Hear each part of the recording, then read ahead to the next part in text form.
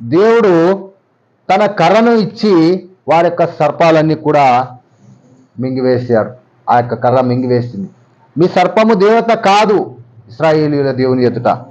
కాబట్టి నీళ్లను దేవతలుగా ఆరాధించారు. ఆ నీళ్లలో తమ దేవతలన్నిటిని తీసుకొని వెళ్ళి ఆ దేవతలను స్నానం చేపించి తీసుకొని వచ్చి అక్కడ నైలు నదిని దేవతగా ఆరాధించారు.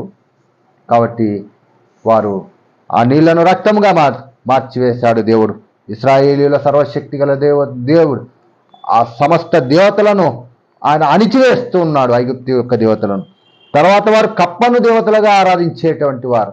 పరిశుద్ధ గ్రంథంలో ఒక చరిత్రలో చూస్తే కప్పలో హెకేత్ అనేటువంటి పేరును పెట్టి ఆ యొక్క దేవతకు కప్ప ముఖం ఉన్నటువంటి ఒక దేవతను వారు ఆరాధిస్తూ వస్తూ ఉన్నారు.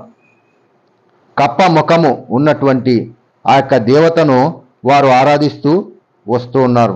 కాబట్టి ఆ దేవతకు తీర్పు తీర్చుటకు మోషే అహరోనులో ఫరో యొక్క సన్నిధికి వెళ్ళి ఫరోకు ఆదేశిస్తున్నారు. ఇదిగో నీవు నా జనులైనటువంటి ఇశ్రాయేలుని విడిచిపెట్టుము, ఫరో యొద్దకు వెళ్ళి అతనితో నన్ను సేవించుటకు నా జనులను పోనిమ్మని మోషే అహరోనులు ఫరో ఎదుటికి వెళ్ళి ఫరోతో సెలవిస్తూ వస్తున్నారు. అవును ప్రియమైనటువంటి వారలారా, ఇదిగో హేకేత్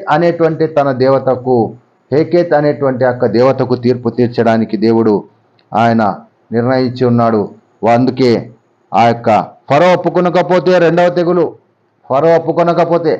రెండవ తెగులు ఐగుప్తు దేశమంతటా వ్యాపించి ఇల్లు, పడకలు, పొయ్యిలు, పిండి తొట్లు అన్ని కప్పలతో నిండిపోతాయి. ఇది దేవుని యొక్క శక్తి ఫరో యొక్క గర్వాన్ని ఎదిరించడాన్ని చూపిస్తుంది.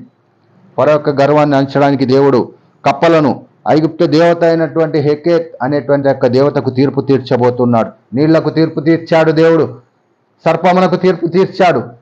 తర్వాత హేకేత్ అనేటువంటి తన దేవతకు తీర్పు తీర్చడానికి దేవుడు ఆ యొక్క సూచక క్రియను తెలియచేస్తూ వస్తున్నాడు.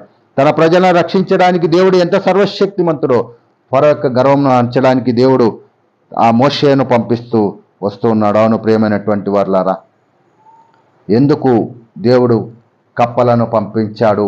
ఎందుకు ఆ యొక్క తెగులు వారిపైనికి వచ్చింది? కప్పలు దేనికి సాదృశ్యము? పరిశుద్ధ గ్రంథము ఏమని తెలియచెప్తుంది కప్పల గురించి? అవును ప్రియమైనటువంటి వారలారా, యెహోవా మోషేతో సెలవిచ్చాడు. దేవుడు మరోసారి ఫరోకు అవకాశం ఇస్తున్నాడు. దేవుని యొక్క ఉద్దేశము శిక్షించడం కాదు, ఫరోను ఐగుప్తును దేవునికి విధేయులుగా కమ్మడం. అందుకే నా ప్రజలను విడిచిపెట్టుము అనే